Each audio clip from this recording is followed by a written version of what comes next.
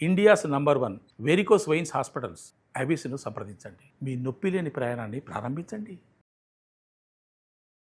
నమస్తే అమ్మా. నమస్తే తల్లి. అమ్మ సోల్ ఆత్మ మ్మ్. నేను ఏ బాడీలో పడాలి, ఏ మ్మ్. కుటుంబంలో పడాలి, మ్మ్. ఏ తల్లి కడుపున పడాలి అని సెలెక్ట్ చేసుకుంటది అంటారు. అవును. నిజంగా మస్తు గూస్ బంప్స్ వస్తున్నాయి నాకు ఆలోచిస్తుంటేనే. నేనేం ఆలోచించి మా అమ్మ కడుపులో పడ్డానా అనిపిస్తుంది. Selection not wide, limited selection. Rack of people ని పెడతారా ఏమి? అంతే. కొన్ని మ్మ్. ఎలా ఉంటుందిట అంటే అంటే ఒకళ్ళు చెప్పినటువంటి మాట మ్మ్. ఎలా ఉంటుందంటే, నువ్వు పూర్వజన్మలో చేసినటువంటి కర్మలు, వాటి ఫలాలు, వాటి ఫలితాలు, నీ కోరికలు ఎంత స్ట్రాంగ్గా కోరుకుంటుందో తర్వాత జన్మ ఇట్లా ఉండాలని. మనం వద్దనుకున్నా చాలాసార్లు అనుకుంటాం, పుడితే మళ్ళీ జన్మంటూ ఉంటే అని వి డిసైడ్ అవర్ నెక్స్ట్ జన్మ. అవును, అంటూ ఉంటాం. ఆ, అంటే జన్మ వద్దనుకున్న వాళ్ళు ఆ మాట అనకూడదు అనమాట. ఓకే. కానీ అందరూ అంటూ ఉంటారు, అబ్బా నెక్స్ట్ జన్మ ఉండకూడదు, అబ్బా మనిషి జన్మ. మరి మనిషి జన్మ కన్నా ఇంకా వేరే కాదు, ఉద్ధరించే జన్మ ఏంటి? జన్మ ఉండకూడదు అనుకున్న వాళ్ళే మళ్ళీ జన్మంటూ ఉంటే అమెరికాలో పుట్టాలి. ఇప్పుడు కాదులే, కొద్ది రోజుల క్రితం ఉమ్, మళ్ళీ జన్మంటూ ఉంటే మా చిన్నతనంలో లండన్లో పుట్టాలి అనుకునేవాళ్ళు. అట్లా ఉమ్, అట్లా ఫలానా అలా ఉండాలి, ఇలా అనుకుంటూ ఉంటాం కదా. ఉమ్, ఇది పైకి మాట వరుసకి తాత్కాలికంగా అనడం కాక లోపల చాలా తీవ్రంగా కూడా ఉంటుంది కొంతమందికి. ఉమ్. డెస్పిరేషన్. డెస్పరేట్గా ఉంటుంది.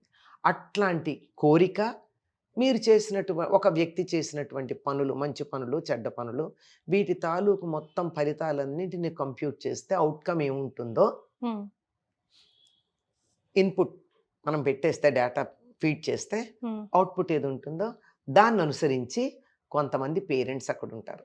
ఉమ్. ఓకే. వీళ్ళల్లో నువ్వు సెలెక్ట్ చేసుకోవచ్చు, ఉమ్. అంతే. Not all. బట్ దెన్ ఇది నిజమే. ఆ. కానీ ఆ. 4గురునో 5గురునో అయినా సరే నేనే నా సోలే డిసైడ్ చేసుకుంటది ఆ. నేను ఏ ఫ్యామిలీలో ఎంటర్ అవ్వాలి అని. మరి ఈ మాత్రం దానికి ఏ జన్మలో ఏ పాపం చేసుకున్నానో, ఏ కుటుంబంలో పుట్టానని ఏడుస్తుంటాం కదమ్మా మనలో. ఏ జన్మలో ఏ పాపం చేసుకుంటేనే దాన్ని సెలెక్ట్ చేసుకున్నావు. ఓ అలా చూడాలంట. ఆ, మనకి ప్రతిదీ కూడా ఒకవైపే చూస్తున్నాను, రెండో వైపు చూడాలి ఆ ప్రద్దాన్ని. కరెక్ట్. అంచేత పాపం చేసుకును, ఆ పాప ఫలితంగా 4 పేరెంట్స్ని అక్కడ పెడితే ఈ కుటుంబంలో నువ్వు సెలెక్ట్ అయ్యావు. దీనికి కాకుండా ఇంకొకటి కూడా చెప్తారు. ఇది ఒకటైతే, ఒక జీవి ఆఖరి క్షణాన నరకయాతన అంట, మరణయాతన అనుభవించేది మిగిలిన వాటి అన్నిటికన్నా చాలా తీవ్రమైన అనుభవం.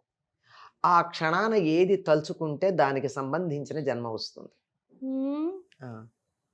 అందుకేనమ్మా ప్రతిసారి లాస్ట్ మూమెంట్ లో అట్లీస్ట్ రామా రామా అనుకోవాలి. ఇప్పుడు లాస్ట్ మినిట్లో రామ అనుకుంటామా, అయ్యో అనుకుంటామా, అబ్బా అనుకుంటామా, డాక్టర్ అనుకుంటామా, మనవణ్ణి తలుచుకుంటామా, భార్యని పిలుస్తామా, భర్తని పిలుచుకుంటామా, వీటి మీద పోతాయి తప్ప ఏది ఆఖరి క్షణం మనకేం తెలుసు?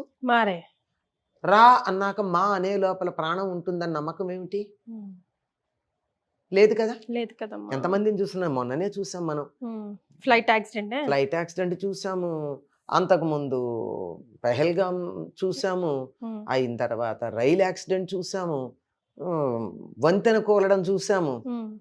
4 ఎక్కాల్సింది 340 మంది ఎక్కితే ఏమవుతుంది కూలక? ఇన్ని చూసాము. వీటిల్లో ఎవరైనా మేము ఈ క్షణాన శరీరం వదులుతాం అనుకున్నారా? బోలుడు కాలం బతుకుతామని ఆశపడ్డన వాళ్ళే కదా వీళ్ళంతా. కనుక ఏ క్షణం ఆఖరి క్షణమో మనకి తెలియదు గనక నిరంతరం మనం తరువాతి జన్మ ఎటువంటిది కావాలనుకుంటున్నామో దాన్ని మనసులో తలుచుకుంటూ ఉంటే తగిన జన్మ వస్తుంది. అందుకే మన వాళ్ళు ఏమంటారంటే, ఎప్పుడు నిరంతరం మీ ఇష్టదైవాన్ని తలుచుకోమంటారు.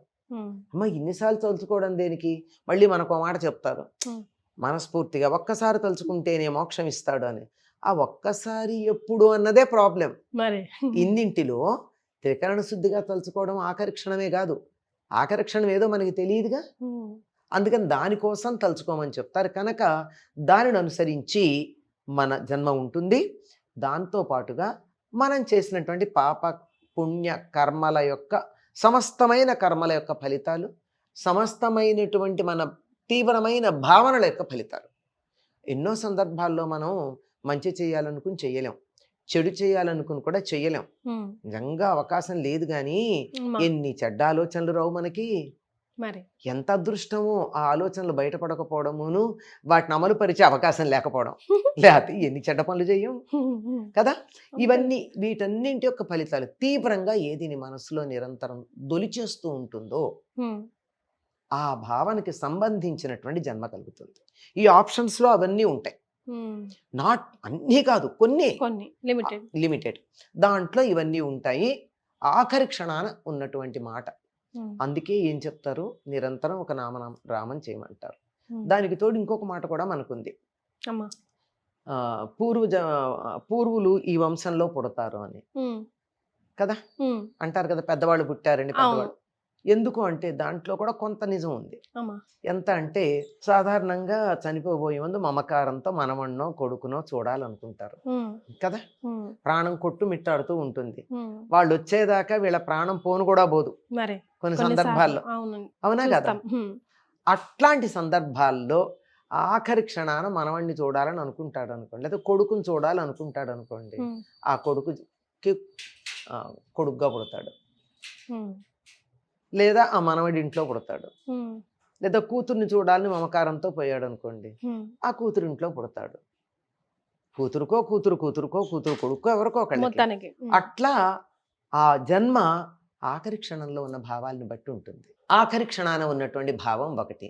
వీటన్నింటి యొక్క సముదాయం వల్ల ఆప్షన్స్ ఉంటాయి మనకి, ఇంత ఉంటాయి. ఇంకా చాలా డీటెయిల్స్ బోల్డ్ ఉన్నాయి. ఊరికే కొన్ని ఫ్యాక్టర్స్ మాత్రమే నేను ఇక్కడ మీకు చెప్పడం జరిగింది. అనేకమైన ఫ్యాక్టర్స్ ఉన్నాయి జన్మ నిర్ణయం చేయడంలో. సో మొత్తానికి soul decides its body, its family and all, whether consciously or unconsciously.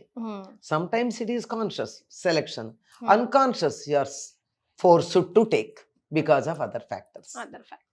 Yes, thank you so much, Amma. Namaskaram. Namaste.